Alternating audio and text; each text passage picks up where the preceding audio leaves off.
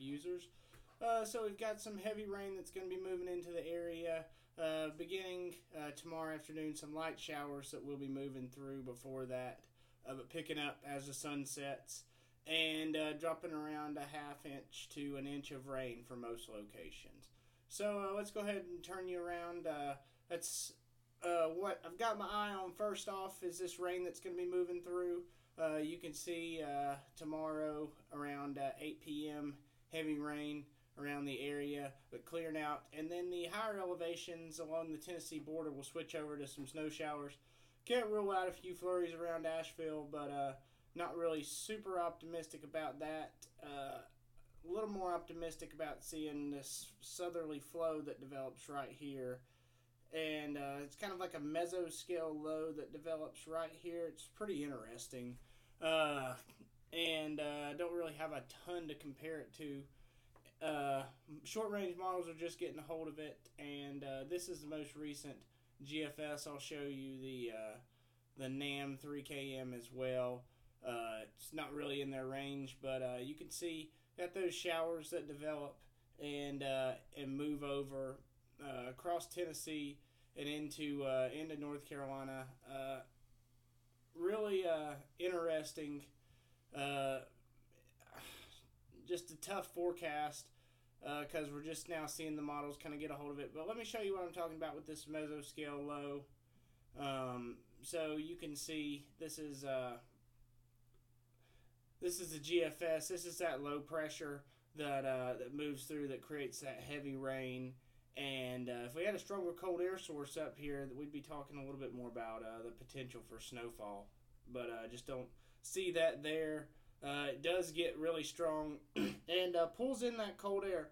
Here's that little mesoscale surface low that develops, and you can see the GFS wants to put a little bit of snowfall here in the in somewhere in western North Carolina.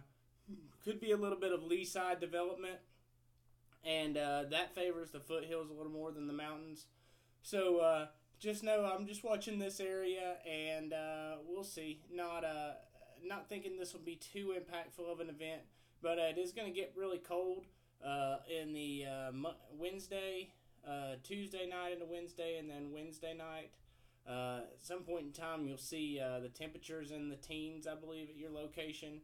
And I've seen a lot of blooms out around the area, and that just doesn't bode well for those plants and those trees that have already bloomed out.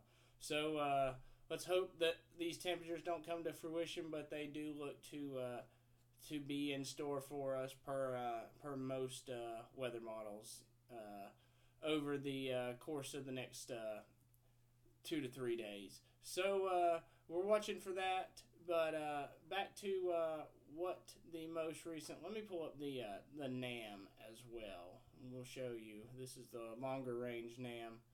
We'll show you the. See this development out here. Kind of an interesting low pressure that really gets its act together. Not sure if we're going to see eastern North Carolina get any snowfall from that or not. But see how this low pressure really kind of bends back, and these isobars are just all oriented in the direction of western North Carolina. I don't know, some of the models showed the atmosphere being very saturated with temperatures in the mid-20s, and